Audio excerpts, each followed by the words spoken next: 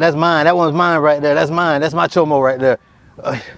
He's under me. He's under me. He's paying. Nah, he's paying right here. He's paying right here. So, the funniest thing about that, I had a brother, no legs. This dude was putting down on people with no legs.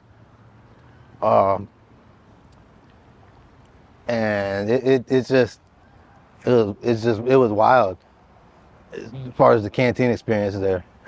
What you mean putting down for the viewers who don't understand? So Putting this down guy, your homie with no legs, was doing what? extortion. You know, if like I said, if you had messed up charges, if you were soft, you had to break it off. Break it off means pay the man. You got to pay your tax. Wow, that was fun times there, watching all that go down. Things kind of leveled out for a while, and they shipped in a whole group of people from other institutions. It was like a negative adjustment for guys that have been in trouble and coming off CM. I also have a fire HBO style series chronologically going over my prison experience from day one, all throughout my 12 years in prison. But you got to become a member to this channel. If you're on desktop, that's the only way you can do it. If you're on a mobile phone, you got to do it through Safari, or you got to go to your internet app and become a member. Check out a brief clip right here. He's not directly addressing me. He's not directly addressing anybody. He's just saying it loudly about all the new people. And we weren't the only new people who came in that day. There's people who came in before us. But I'm thinking still he's gonna be the one that tries me. So he goes and he sits down, and I'm sitting on the bench, and all of a sudden someone approaches me. I'm sitting on the outside of the bench and someone stands right over me. So there was a lot of gang activity that was heavy, and the chow line, when they popped the doors with chow, we got a road in the middle of the compound. We call it the mile. You would have people lined up for half a mile trying to get to the chow. Police in the tower with the gun out, talking crap. You got up on the bullhorn. But that was a spot where if you didn't know what you were doing, you're gonna get hurt. I seen guys just standing there in line waiting to go to chow get hit up. Dude come by and just stab him. You know, someone that paid it put a hit on him. We had a month where the helicopter landed at least twice a day. Dudes getting stabbed, and I remember one incident. I don't know if you were there for that. Guy got stabbed in another quad. They hit him in the barbershop, and they caught him in the neck. Sorry about that. The officer actually saved him. If it wasn't for the officer putting his finger in the wound, dude would have been out of there. I think I'd only been there maybe a month and a half.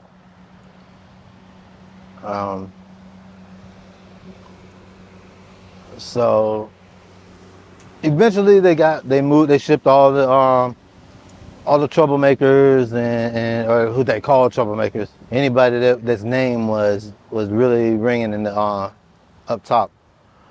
They got rid of all of them. They actually had a riot. It wasn't really a riot. They ended up stabbing one of the officers, and things broke out, and that's when they made that mass shipment. So once they did that, it changed. Now it's soft. It's real cupcake.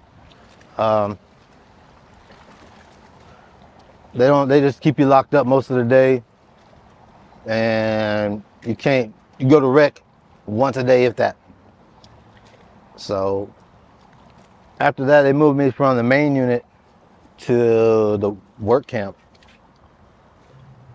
which is where they send the guys out to work on DOT and public work squads out there in the city, in the community.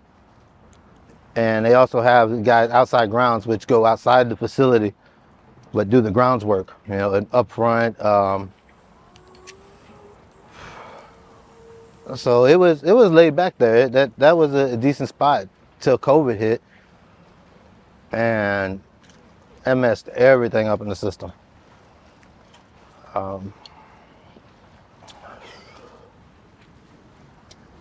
Wow. How was COVID in prison? Man, COVID was horrible, dog. You got the dorm locked down. They locked down every dorm but one because they said people were infected. And the food, they had people in food service serving nasty food. You know, they were rushing it. You got people dying left and right. We had like 6, 7 dudes die from COVID. All medical was doing was coming by, taking your temperature and putting an oxygen thing on your finger. And you're all right. And keep it moving. That was a weird experience right there. They made us wear these masks that were made of the same material as our jackets. And it was like just a square thing with strings or these blue strings attached to it, 4 of them, and you had to tie it around. It looked like I hated wearing those things. Remember they used to make you wear Yeah, those things for yeah, they video were- visit and everything? yeah, video Or for visit, videograms. yeah, videogram, and you take a picture. You gotta wear this thing, so you covering up your face like a bandana, You you look know. like a mutant or something. Yeah, it's just a square thing with little levers on it, and the guys are getting creative with it and taking them apart and revamping them and all that. And the officers are tripping about that, you know. And we had a long time where they were messing with us heavy with that, you know. They don't wear their mask, but we got to wear ours. And that was just one experience that I'm grateful that I didn't die. The guy next to me actually did. I think he worked in a canteen or something, but he was sick and they weren't doing nothing to help him. He went to medical 2, 3, 4 times, and he went in the bathroom and they thought he was sitting on the toilet. They thought he was high. He wasn't high, he was dead. You know, and he had just declared medical emergency 10, 15 minutes before, and they're like, no, just go back to your bunk. So the care was horrible. They don't care about you. They want to do their 8 or their 12 at that time and go home.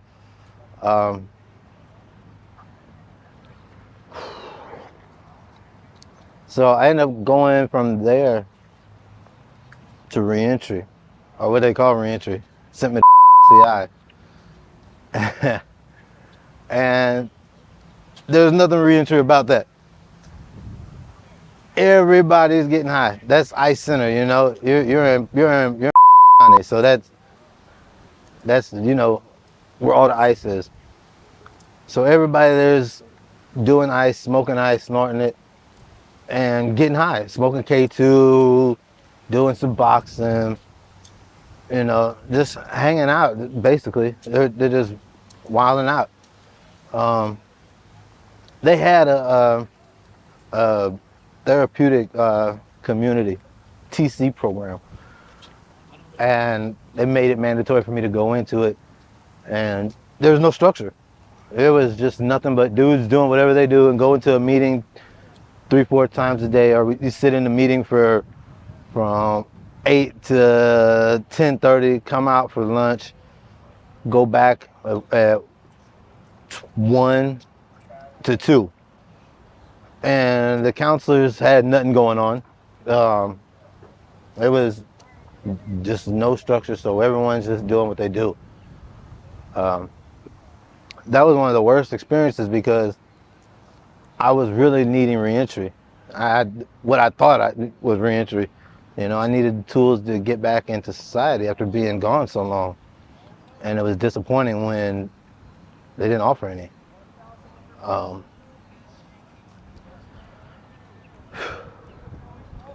So I ended up going back to, which is the reception medical center. I had to have a surgery on my knee. And I never went back. I stayed there for a couple years. They put me back in a wheelchair once they did my surgery and everything, and they messed it up, so they had to redo it. Another wild spot. Robberies every day. Dudes coming in the prison, you know, fresh, and you got all these old guys that are sick and crippled, can't defend themselves. They're taking all this stuff. Police don't care about nothing. They're trying to get a check. That's all they want to do is get that bag.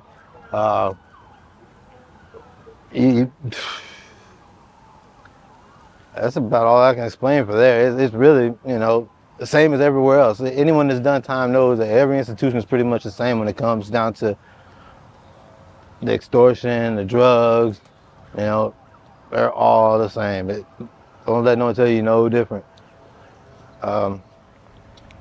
After that, they sent me to a private institution in right outside of Palm Beach. And that was actually a pretty decent institution. They had a good reentry program. Got me connected to get my social security card and the tools that I needed to get back into society. But the same thing as every other spot. You got extortion, you got the drugs, you got the corrupt officers they're trying to catch that check. The gang movement, you know, it's just, that's the influence. That's what's going on. You know, if you're not part of this, you're nothing. You can't do nothing. You're not going to eat. You're not going to survive in there. You know, the prices are high. You barely get to the canteen, you know, sometimes. And there you can get to the canteen. They run it. They had a weird schedule, but they ran it. But the prices were high. So people had to hustle. You know, not everybody's got family out there to support them, or if they do, they're struggling out here. You know, inside you don't recognize or realize that the struggle is not just in there, it's out here as well. And we tend to think that, oh, let me call home and get some money. Mom, dad, grandma, girlfriend, shoot me some bread. And they tell me they ain't got it, so what you gonna do? You're gonna grind. Or if they do send it, hey, push us on Cash App. Grab some dope and do your 1-2. So with any institution, it's all the same, like I said. But that's where I ended up. I did my last year there, and they had programs. Let's see, Thinking for a Change. They had the Jack Brewer program. What was that, T4C, right? Yeah, T4C, man. That stuff was whack. No. But actually, it had some good points in it, you know, as far as changing your criminal thinking skills and dealing with problems, you know, how to react differently to conflict and stuff. So that was all right, you know. I ended up having to complete the therapeutic program. So I did 6 months in the program, got my little certificate, had a little cake and ice cream for graduation, and then I moved on to, it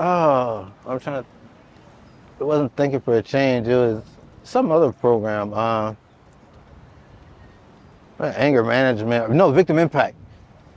So in Victim Impact, we sit and watch videos and talk about how victims of crimes are impacted in society. When we do something, we don't think about how it affects this person and that person and that person. It creates a chain reaction. And we think we're just, all right, we're gonna rob this person, but what happened after we robbed this person? And now they've got to struggle to get their money back, can't feed their kids, can't pay the car note, can't pay their rent, whatever. So that's the things that they teach us about how how people are affected by our crimes. Um, People that have killed other people, and how you have a secondary victim, which would be the mother, the father, the husband, the wife of the person that was murdered or assaulted or whatever else. So when a person takes a life, you're actually harming more than just that person. You're harming the family as well. That's real. So this overall, when it comes to before we briefly talk about your transition home, when it comes to the amount of time that you did in totality, and especially your last bit, the last 15 years, would you say that you feel that it positively impacted your life to where it brought growth and change, or would you say that it had negative effects, or both? It had both, because I had seen and experienced so much, and had a lot of losses. I lost all my family. My mother and my father both passed while I was down. My son ended up going with his sister, or with my sister, to another state. So for 5 years, I hadn't seen my kid. But it also taught me how to be strong, through the losses that I took and the things I've seen. I've learned how to cope with situations better. And that's what's really helping me in my reentry back into society, is that I've dealt with so many different people in so many different situations. I know that out here I can do it. You know, when you're inside, you deal with 70, 80 people in a dorm. So you have 70, 80 different personalities that you have to deal with on a daily basis, not including those that you encounter on the yard, in the chow hall, wherever you go. So if you can deal with that, you can deal with anything or anybody. So that's the way I look at it. It's hard. It's hard coming out, especially so long. You lose yourself a little bit. You think you got it made inside. I can do this. Yeah, I can do that. I'm gonna get out and everything's gonna be all right. But it's not all that easy. You got to prepare for it, and that's where I messed up. I didn't have a plan. My plan got shattered when my parents passed. So I'm struggling right now. I'm just trying to find my way, find my path in life, and make this reentry the best possible for me, because going back is not an option. I've got to stay out for my kid and for me. I got to make an impact. This is my time now. What's been the most beautiful thing so far with your transition home, and what's been the most difficult? The most beautiful thing is this freedom. Looking at the water, people running around, the women, uh, just having choice. I can go walk to the refrigerator and grab whatever I want. I don't have to ask permission to go to the canteen. I don't have to, hey, you got a bag of chips over there? Let me store out a bag of chips, or go in my locker and dig around. No, I don't have to do that. I can go to the refrigerator and get it. I can go to the pantry, cupboards, and get whatever I want. Anything but ramen noodles. I'm done with them. The hardest thing is the changes that I've made in society in 15 years. You figure we've been under a rock for a decade and a half.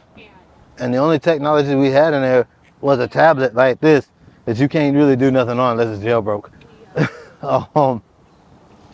So you're not really seeing anything that's changing in the world. You're not, okay, you're watching TV and you see world events that are going on, but you're not experiencing it. So you're really behind. So that's the problem I'm having right now. I feel like I'm behind. And it's a horrible feeling, because there's so much out here, but you just don't know how to grasp it. It's like a sense of not belonging. You know, that's why I came with a time warp. That's real, bro. You did a great job describing that, man. So for the people who are still incarcerated, what would be your encouragement to them? And for those who are likewise in the same position as you now, just transitioning home, what would be your message to them? Message to them would be,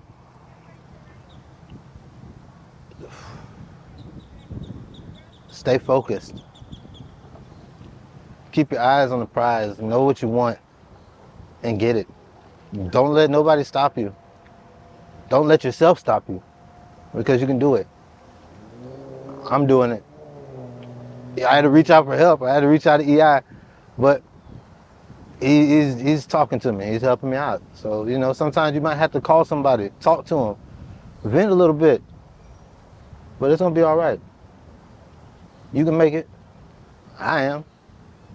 My name is Kev, and this is the Incarceration Podcast. If you didn't know, I am a rapper. My artist name is EI the King. Check out my music on all streaming platforms. Go to my other YouTube channel, EI the King. Check out my music videos. And I'm also releasing a documentary all year. It's really a docu-series. And every Wednesday, I drop a new video. As we've been documenting my transition home from prison and society, from the day of my release, we had a film crew at the gate just documenting my transition home from prison, now in society.